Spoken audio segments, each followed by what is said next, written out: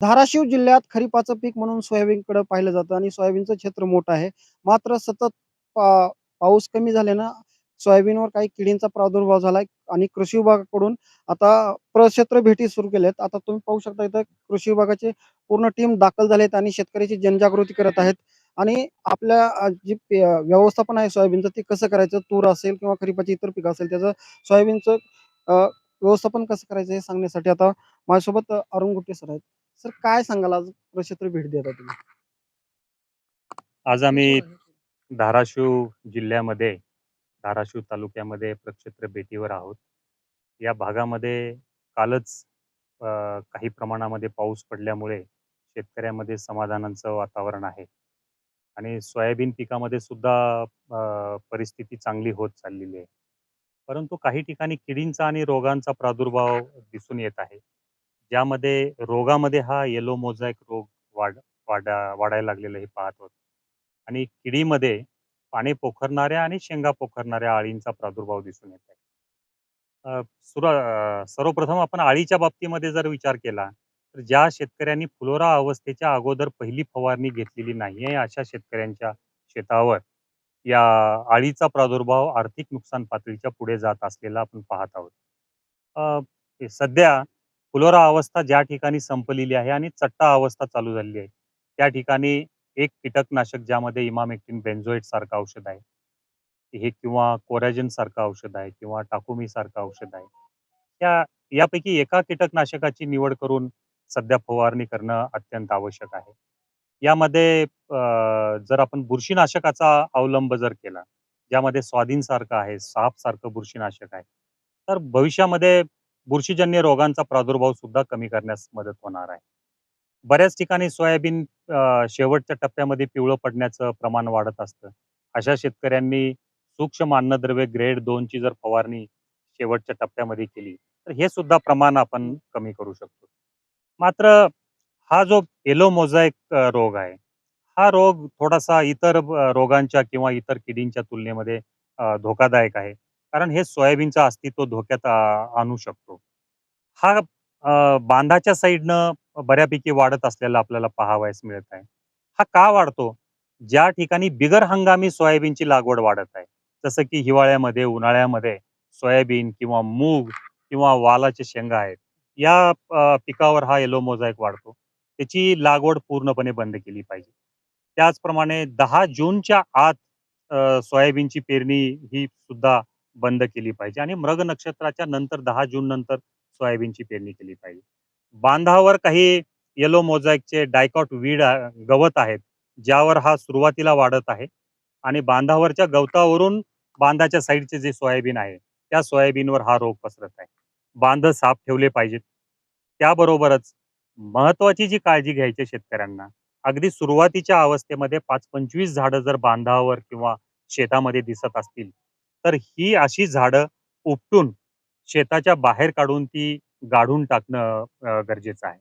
जर हा सोर्स आपण शेतीच्या बाहेर जर काढला, तर ह्याचा प्रसार पांढऱ्या माशीद्वारे जो होत असतो, तो आपण भविष्यामध्ये पूर्णपणे कमी करू शकतो. आणि आपल्या भागामधलं जर सोयाबीन या येलो मोझॅक रोगापासून दूर ठेवावयाचं असेल, तर मात्र आपल्याला ही प्राथमिक अवस्थेमध्ये झाडं उपटून ती शेताबाहेर काढणं गरजेचं आहे. बरेच शेतकरी ह्याला उपटल्यामुळं उत्पन्न कमी येईल असं म्हणतात. परंतु उपटल्यामुळं हजारो झाडावर ज्याचा प्रसार होणार असतो, तो आपण थांबवता येतो.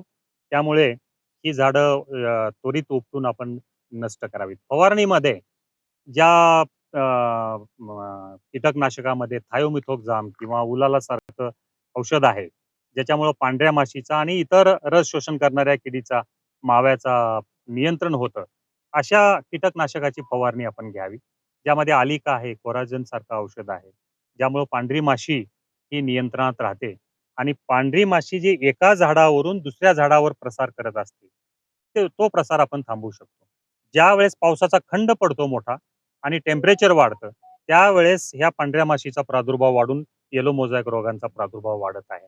अशा परिस्थितीमध्ये फवारणी करणे आणि उपटून शेताबाहेर काढणे हा एकमेव उपाय या पुढील काळामध्ये राहणार आहे. कधी ढगाळ वातावरण होतं, पाऊस झालेला नाही. असे शेतकरी आता अडचणीत सापडलाय. कोणकोणते रोग आता सध्या रोगांचा सामना करावा लागतोय लोकांना आणि त्या अनुषंगानं तुम्ही काय जनजागृती किंवा तुम्ही काय उपाययोजना सुचवाल?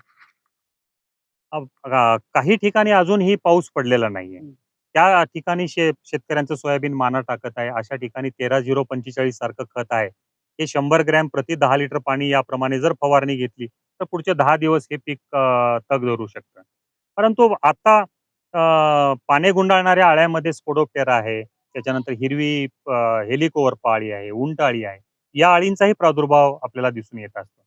त्यामुळे फ्लोरा अवस्था संपलेल्या ठिकाणी कोराजेन किंवा टाकुमी किंवा इमामेक्टिन बेन्झोएट या 3 पैकी एका कीटकनाशकाची निवड करून त्या ठिकाणी आपण फवारणी घेतली, तर या अळीचा प्रादुर्भाव हा आर्थिक नुकसान पातळीच्या खाली राहू शकतो. त्या अनुषंगाने काय पंचनाम्याचे वगैरे आता काय उपाययोजना किंवा तुम्ही कळवलंय का प्रशासनाला?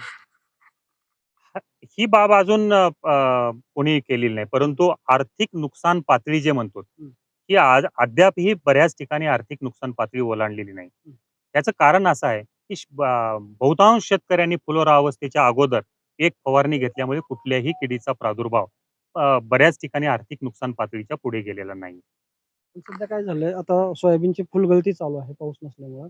मग अशा वेळेस आता पंचनाम्याची गरज आहे किंवा तुम्ही प्रशासनाला काय ते कळवलंय का किंवा सध्या काय स्टेटस आहे? या बाबतीमध्ये कृषी विभागातील अधिकारी आपल्याला उत्तरं देतील. अ, आम्ही कृषी विद्यापीठातील प्राध्यापक या नात्याने यावर उपाययोजना फक्त सुचवण्याचं काम करतो. कृषी विभागाचे अधिकारी आहेत माझ्यासोबत. सर आता फुलगळती चालू झाली, शेतकरी अडचणीत आहे, पाऊस झालेला नाही. अशा वेळेस पंचनाम्याची गरज आहे आणि तुम्ही काय तसं प्रशासनाला कळवलंय का? नाही आता पाऊस आता वेगवेगळ्या पॅचेसमध्ये पडत आहे हं. आणि पेरणीचा कालावधी पण वेगवेगळा आहे. थोडा परिणाम जो होत आहे, जे हलक्या जमिनीवर आहे, तिथं थोडा परिणाम होत आहे. मग त्याप्रमाणे आम्ही शेतकऱ्याला मार्गदर्शन करणं, प्रेस नोट करणं आणि ही जर आर्थिक नुकसानाची पातळी जर वर आली, तर आम्ही प्रशासनाला कळवू. त्याप्रमाणे मग आदेश देईल त्याप्रमाणे आम्ही कारवाई करू. लोकांना काय आव्हान कराल?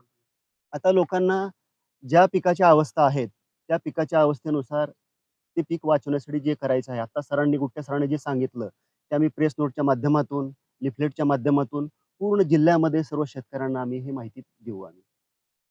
तर हे होते कृषी विभागाचे अधिकारी आणि शास्त्रज्ञ. त्यांनी सांगितलं की आता शेतकऱ्यांनी आपल्या पद्धतीने पण काही पीक वाचवण्याची अवलंबावं आणि आपली आहे ती पिकं वाचवून अ, उ उत्पादन वाढवावं. कॅमेरामन अविनाश वगैरे सह मी काकासाहेब कांबळे, लोकशाही मराठी, रुईबर, धाराशिव. लोकशाही मराठी ऐका, पहा, जागरूक रहा.